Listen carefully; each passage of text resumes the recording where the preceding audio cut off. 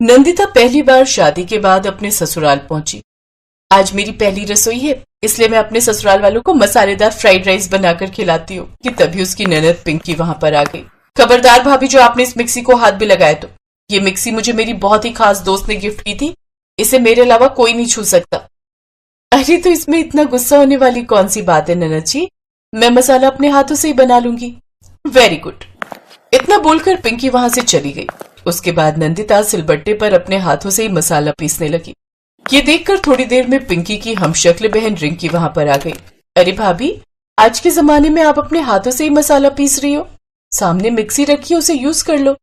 नंदिता रिंकी की बात सुनकर हैरान हो गई और मन में सोचने लगी, अभी तो इसने कहा था कि मेरी मिक्सी यूज ना करे और अभी कह रही है कि मिक्सी यूज कर लो। ये क्या बात हुई? चलो ठीक है, जब कह रही है तो यूज कर लेती हूँ।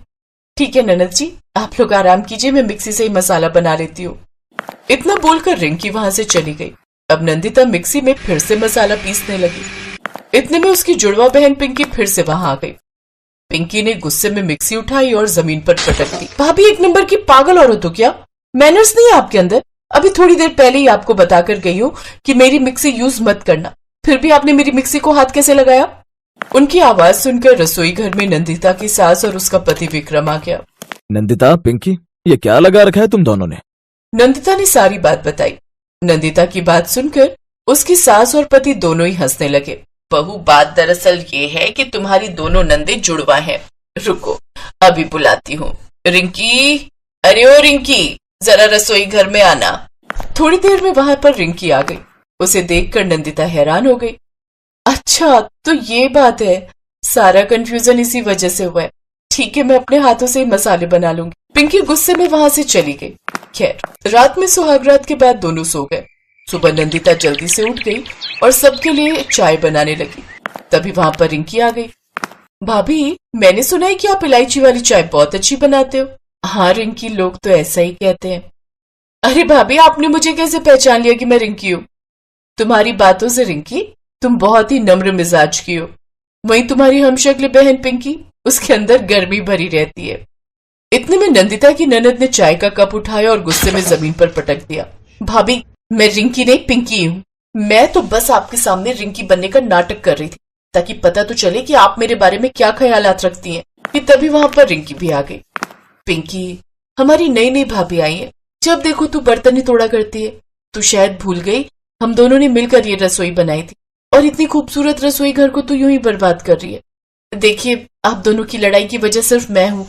आप दोनों बाहर जाइए, मैं ये सारा कचरा साफ कर देती हूँ और फिर आप लोग के लिए चाय बनाकर लाती हूँ। सुबह सुबह लड़ना अच्छी बात नहीं होती। पिंकी और रिंकी बिना कुछ बोले वहां से चली गई। नंदिता को लगा कि वो उन्हें समझाने में कामयाब रही, लेकिन ऐसा हुआ नहीं। दोनों बाहर जाकर एक दूसरे के बाल नोचने लगी। वहीं उन्हें लड़ता देख विक्रम और उसकी माँ आ गए। पिंकी, रिंकी, कम से कम अब तो बच्चों की तरह लड़ना बंद कर दो। हमारी नई नई बहू आई है, वो क्या सोचेगी तुम दोनों के बारे में? मुझे पता है कि आप दोनों सिर्फ मुझे ही डांट रहे हो, रिंकी को तो डांटोगे नहीं। चुप, अब कुछ भी नहीं बोलोगे तुम दोनों। मैंने बोला अंदर जाओ तो अंदर जाओ।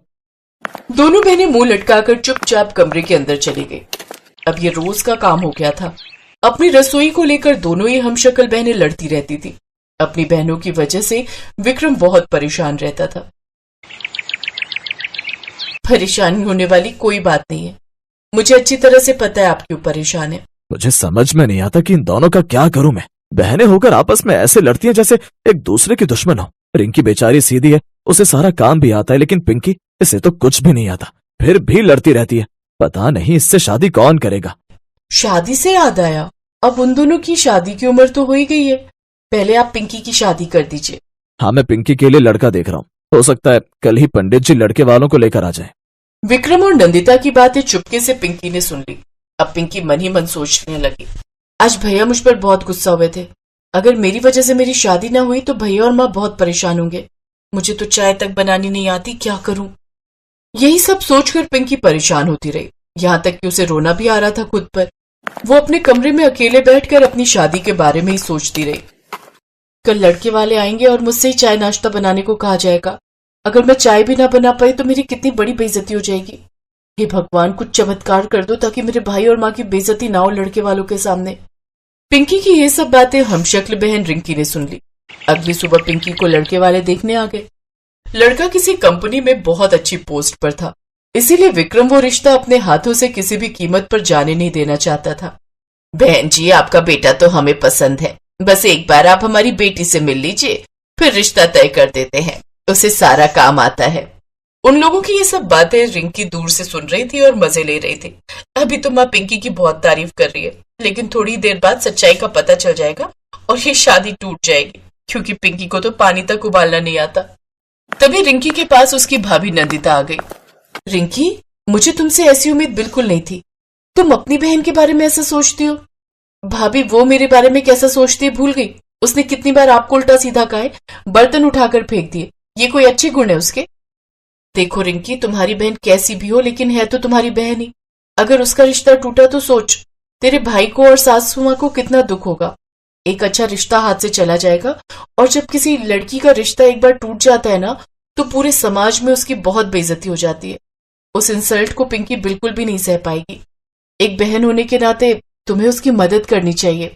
थोड़ी देर बाद नंदिता की सास ने पिंकी को आवाज लगाई। अरे पिंकी बेटा, देखो मेहमान आ गए हैं, चाय नाश्ते का इंतजाम करो। अपनी माँ की आवाज सुनकर कमरे में बैठी पिंकी की रूह कांप गई। जी माँ, अभी आई।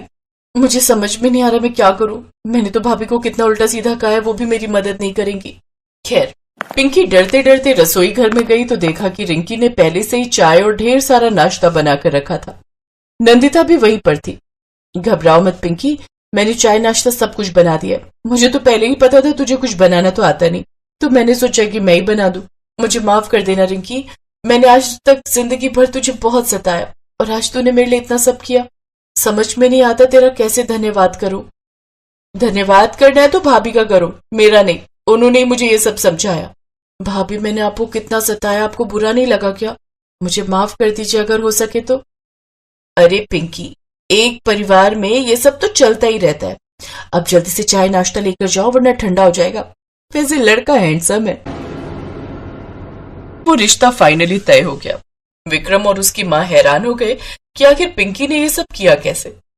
लड़के वालों के जाने के बाद उन दोनों को सारी सच्चाई पता चल गई, और दोनों इस बात से खुश हुए कि फाइनली नंदिता की वजह से दोनों हमशक्ल बहनों का लड़ना बंद हो गया।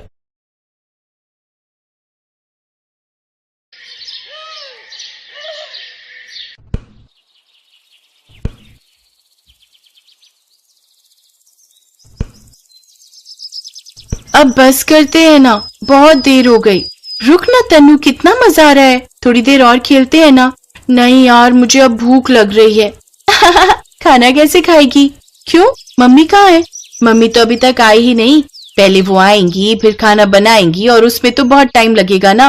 ओफो, तब तक मैं क्या करूं? मुझे तो बहुत जोर की भूख लग रही है। अच्छा रुक, मैं कुछ करती हूँ। अब सुन, दूध ब्रेड खाएगी? हाँ हाँ, खा लूंगी। मुझे पता था, तू यहीं रुक, मैं दुकान से ब्रेड लेकर आती हूँ। ये है मनीषा और तनीषा, दोनों जुड़वा बहनें हैं। जब तनु और मनु छोटी थी तभी एक हादसे में उनके पिता की मौत हो गई। तभी से तनु और मनु की माँ ममता पर ही घर और बाहर की सारी जिम्मेदारियां थी। ममता को आने में अभी वक्त था, सो मनु दुकान से जाकर एक ब्रेड का पैकेट खरीद लाई और उसे दूध में तोड़कर अपनी छोटी बहन को दे दिया, और फिर, ले तन्नू, बन गया तेरा दूध ब्रेड। थैंक यू दीदी। क्या कहा? दीदी? अच्छा, वैसे तो सारा दिन मनु मनु कहकर चिल्लाती रहेगी, और तुझे दूध ब्रेड क्या दे दिया? तेरे आचार विचार संस्कार सब बदल गए। हाँ तो निकल गया मुंह से, बोल तो क्या करूं? अब तुम ही बता दो मुझे, क्या बुलाऊं, दीदी या मन्नू? रहने दे, तेरे मुंह से दीदी ज्यादा अजीब लग रहा है, तू तो मन्नू ही बुला मुझे। मन्नू की इस बात पर दोनों बहनें हंसने लगी। फिर दोनों बहनों ने दूध ब्रेड खाया और फिर खेलने लगी। पर अब क्या खेलें? घर घर तो नहीं खेलना मुझे। मेरे पास एक आइडिया है, तू जाकर 2 पेन लेकर आ, तू मेरे हाथ में मेहंदी लगा, फिर मैं तेरे हाथ में मेहंदी लगाऊंगी पेन से। हाँ, ये अच्छा रहेगा, लेकिन पेन से नहीं, फिर पेन मिटता नहीं है, मम्मी गुस्सा करेंगी। एक काम करते हैं, वाटर कलर से मेहंदी बनाते हैं, वो झट से धुल भी जाएगा। हाँ यार, ये सही रहेगा, और हमारी मेहंदी भी रंगीन हो जाएगी। पर हम कौन सा डिजाइन बनाएं?